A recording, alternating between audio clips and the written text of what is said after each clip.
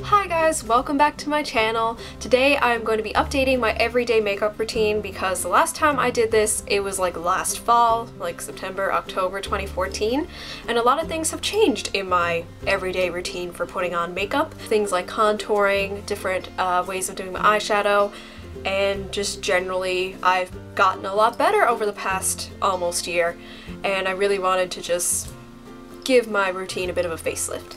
So yeah, without further ado, let's get into my routine.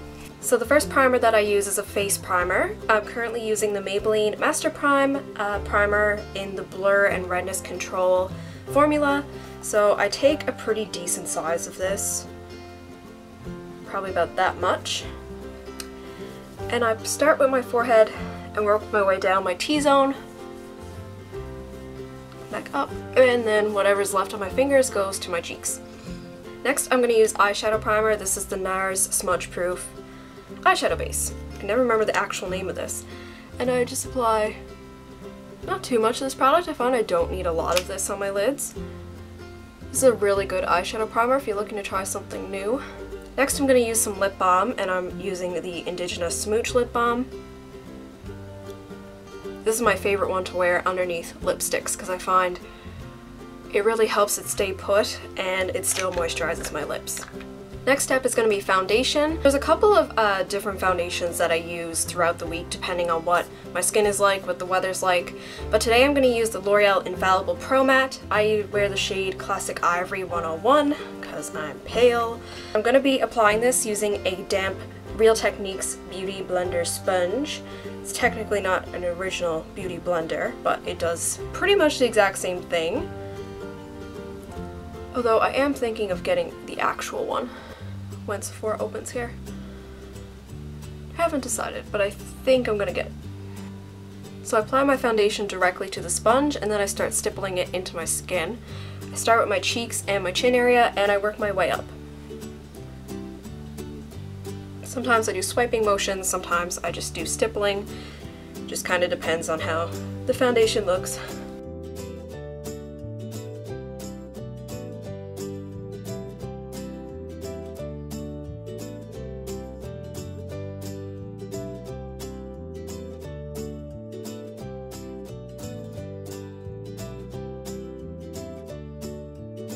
I also do just under my jawline and starting into my neck. Something that I sometimes forget and it can end up looking really bad, so if you're not doing this step, I highly recommend. So my next step is to conceal under my eyes, and I tend to use a really brightening, much lighter concealer under my eyes. And for the past couple months I've been using the Urban Decay Naked Skin Weightless Complete Coverage Concealer, and mine is in the shade Fair Neutral. So what I like to do with this is I like to create triangles under my eyes. So I start in my inner corner, come down like this. And then I fill in the triangle. Same on the other side. I really like how the Real Techniques sponge has a slant on one side for foundation and a point on the other side for like under your eyes. So I take the other end and I start stippling the concealer into my under eye skin and make more weird faces.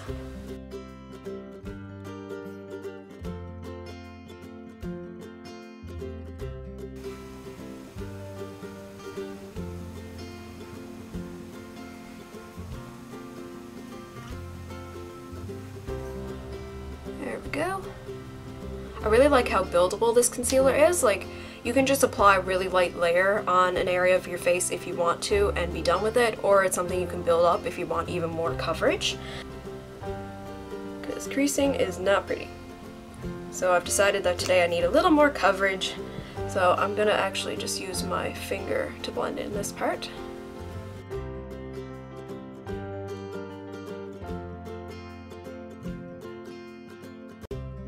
The next thing I do straight after concealer is I set that concealer in place using a separate brush and a brighter powder under my eyes, just to make sure that concealer stays bright and in place. So I'm currently using a Real Techniques setting brush and a Physicians Formula mineral pressed powder, and I'm just setting this concealer Next I'm going to set the rest of my face using a slightly darker powder, because now that I find my skin is a little bit darker than my winter skin, the lighter pressed powder just kind of makes my skin look a little bit more pale than I like. So I'm back to my mineral powder foundation from Mary Kay. This last tub I have left. This is the shade Ivory 2. Yeah, Ivory 2. So I'm doing this using my MAC 134, and I kind of just press this into my skin in kind of a stippling motion because I find it holds better that way, and then you actually get the coverage. This can be worn on its own because it is a mineral powder foundation, and in the summer when it's really warm outside but you still want a little bit of coverage, it is a really good one to wear. I really loved wearing this last summer. But for now, I'm using it as a setting powder because I like its mattifying powder. Power, not powder. It's very mattifying. So next I'm going to do my first layer of setting spray, my Holy Grail product, the Urban Decay De-Slick. I'm going to use this as always. So I'm just going to shake it up and put a layer over my entire face. Oh, I'm so addicted to that. So now that my foundation is setting in place, I'm now going to go blow dry my hair and come back and do the rest of my makeup. Alright, so now I'm back. I've blow dried my hair, and now we're going to move on to bronzing, contouring, and blush, all that kind of stuff. I like to do this before eyeshadow, I don't know why, but this is the order that I normally do it in. So I'm taking a bronzer from Benefit Cosmetics called Dallas on a face contour brush from Quo, and I apply my contour right about here, and I bring it all the way down to my jawline because I find that putting it right here looks the most natural on me. So I just start off with really small amounts of product and then I build it up to the intensity that I want. I don't really suck in my cheeks too much. I find my cheekbones kind of give that natural look anyway. You can see this shadow right here. That's like a natural scoop in the way my face looks. So yeah, that's probably enough.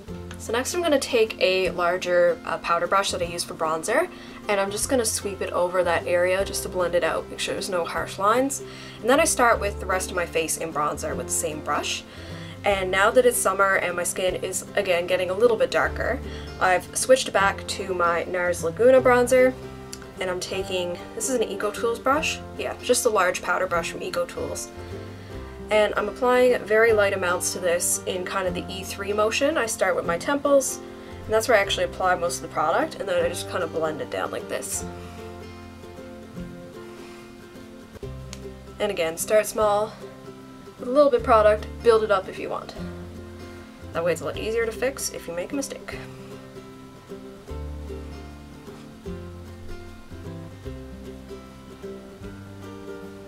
I hope that's showing up on camera.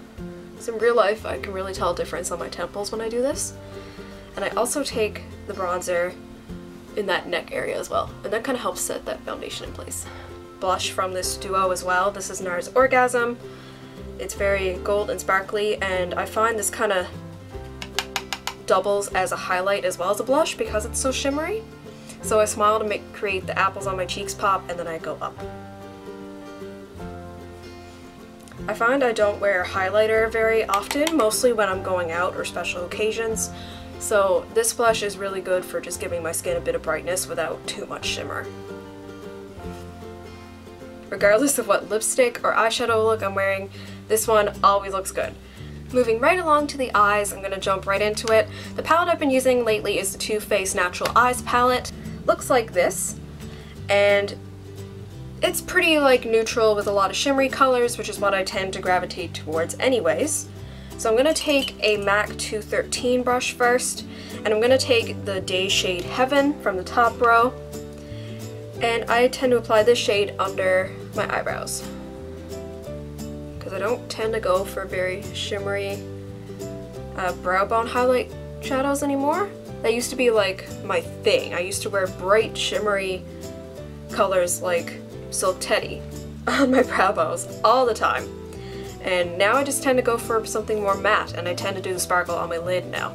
So the next brush I take is a 239 MAC brush, And I'm going to start with the shade Push Up, which looks like this middle one here. Ooh! And with the brush dry, I like to apply this to my lid. I just kind of put it all over the lid. That's like a base shadow.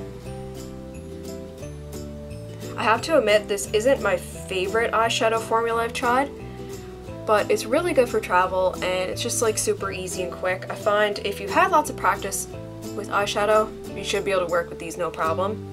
It's just I find they're a little bit chalkier than Urban Decay ones, which is what I used to use like 24/7. They're a little bit harder to blend out, especially in the crease, but they're still really good quality, and the colors that they put together in these palettes I find really go well together and they complement each other really well. And they're less expensive than some other palettes. This one was $40, so it's still a good starter palette, but it takes a little bit more practice if you're not good with blending in your crease area, that kind of thing. So I have a new crease brush. I don't know if I've showed this on my channel before. This is the Still Spa Essentials Smudger Brush 009, and it looks like this. So it's a larger, fluffier version of the Spa Resource one I always used to apply my crease color with. And this is what I tend to use now, because it tends to blend it out a little bit better. So the shade I like to apply first in my crease is Cashmere Bunny, which is this one above the lid color I just used. And I apply this to that brush, and I start shaping out my crease.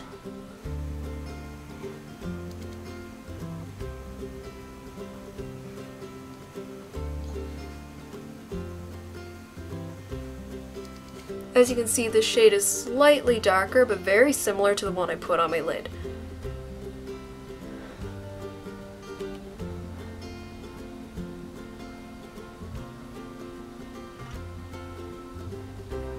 Like so. Now I'm just kind of making sure that they're the same shape and the same intensity. Good to go. Okay. Now my next step with eyeshadow is usually to start darkening up the outer corners and the lower area of my crease. And I'm going to be taking the shade Sexpresso, which is the top right corner. This is like the matte chocolate brown in the palette. This one has really good pigmentation. I actually really like this one. And I'm taking a Still Spa Essentials Concealer Brush 007, like James Bond. And I'm going to be applying this to my outer corner of my lid and gradually putting that into the bottom area of my crease. This is one of the biggest changes I've made to the way I do my eyeshadow, because I find if I put a darker color in the outer corner, it really frames my eyes better. And it makes my eyeshadow a bit more noticeable behind my glasses, which is always a good thing. I find my frames can hide my makeup a lot because I have much chunkier plastic frames, and it's a little bit harder to see my makeup, so I'm always looking up great ways to do eyeshadow and mascaras and different things that really show up better behind glasses. If you know any good tips, please let me know.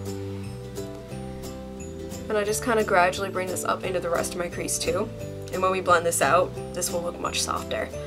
But this is the kind of the line look, and that's about how far I go with my outer corner. And then I eventually blend that into the center. You'll see what I mean. I'm gonna do this on the other side now as well.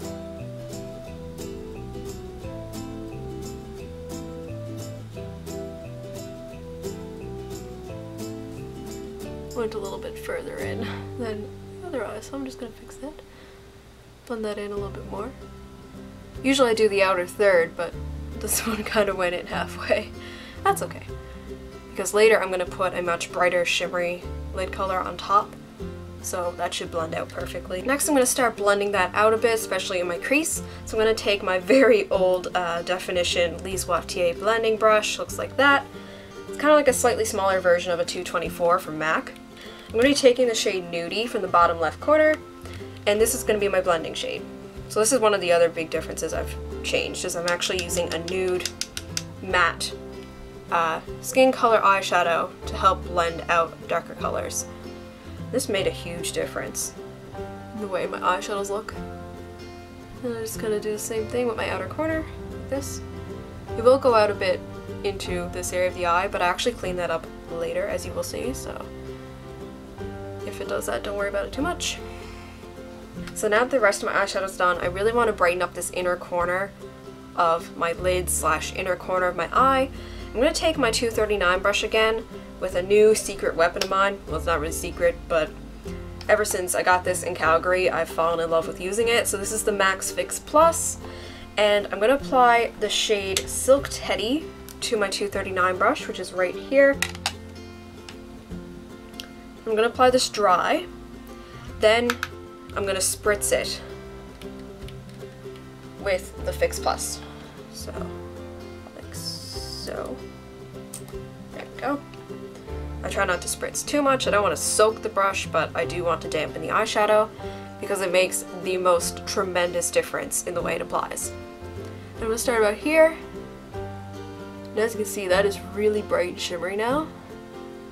When you use this eyeshadow dry, it doesn't look nearly as good. I find this one works much better dry. I mean wet. So, I'm just going to continue to fill this in right to the inner corner to about halfway on my lid. Like so. And now that my brush is still damp, I'm just going to keep dipping it into the eyeshadow and do the other side. I should mention that I am using the opposite side of the brush that I did my lid with using Push Up, so that color isn't necessarily mixing in with this one. And I just kind of make sure they look the same and they kind of get darker at the same area of my eye before I start blending it all together. You could take this down on your legit inner corner too if you want. I find it kind of does that anyway when I'm applying it. So normally if there's a much harsher line here in the middle, I'll take a brush and just blend that out, but I think today it looks pretty good, so I'm not going to blend it out. I'm going to go right on to eyeliner. I don't wear eyeliner every single day. However, when I do, this is how I do it. Today I'm going to be using the Urban Decay 24/7 Glide On Eye Pencil in Perversion. This one is awesome. And I just discovered that you can sharpen it, and I'm really excited about that. So I start in the middle, and I make small strokes right to the outer corner. And then I keep going in this way in short strokes. For this part, I don't tend to hold on to my eye very much, but once I get to the inner corner, I kind of have to. I know that's apparently really bad for your eyes, but whatever. And for this one, I just have to. I have to hold my eye. It will not stay. This one is a lot more unsteady, I guess. I just try to make sure that they're even at this point and make sure the thickness is the same. Because let's face it, we always go back and make it thicker. Now they're uneven. Of course they are. So after I finish my eyes, well, minus mascara, I'm going to do my brows next. So I'm going to take a lash comb and just comb all my brows hairs in the same direction, because I find that helps so much. And I'm going to take my So Susan Dual Brow Powder I got in my very first top box, or was it my second top box? It was one of the two. I'm going to take the lighter shade on the little brush that comes with it, which is just an angled liner brush. I start at the beginning. Now, I'm no brow expert. I probably don't have the best eyebrows in the world. But when I fill them in fully, this is what I do. So I just kind of go really light on the powder and gradually build them up to the shape and darkness that I want them. Sometimes I'll use the darker shade in the duo to fill in any sparse areas, or for example, one day, maybe sometimes that part looks orange for whatever reason, I will fill it in with the darker part. But today it looks pretty good, so. Okay, so now that I've filled them in to the extent that I want to, I go in with the comb again and I brush them out, and I find this helps blend out the powder a bit. Like so. I don't use any brow gel or anything fancy like that. I just film it with the powder, set it with setting spray, and hope that it lasts. Speaking of setting spray, here we go again.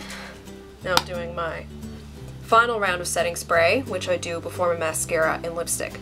because I find if I apply my setting spray with my mascara on, I blink and then it's damp again, and then I got black all over here, and no. So, and I totally forgot to clean out the outer edges of my eyeshadow. So I'm just taking some L'Oreal Micellar Solution. This is the $10, $11 one from the drugstore on a Q-tip, and I'm just gonna do this. Just kind of do a swipe from the outer corner up to the brows. Just kind of clean up that side. But my mascara. So, the one I've been currently using is the Mary Kay Ultimate Mascara in black. This is the last tube I have of this. It's probably one of my favorite mascaras, to be honest. I really like how it separates my lashes, and it really makes them black. I find it's very dark and pigmented. Oh, please tell me I didn't get any on my eye. Oh, of course I did. Ugh. Well, it happens to everybody.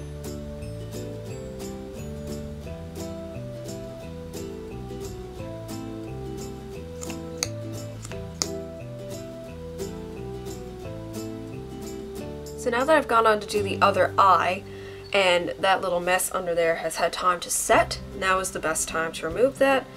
Don't try and remove it when it's wet, otherwise you're just gonna have a gray, foggy mess under your eye. So I'm going to take more of that micellar solution from L'Oreal, if I can get a good amount on this Q-tip without it exploding everywhere. Just going to take some of the excess and roll it on my hand. And then we can go in and clean that up. It's a clear lip liner from the Body Shop. And I just line the outside of my lips with that.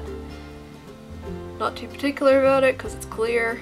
And the lipstick that I reach for the most out of any other lipstick I own is Brave by MAC. On the tube it looks like this. It's kind of that nude mauve, pinky, Kylie Jenner color. And yeah, I really love this stuff. Definitely my favorite lipstick.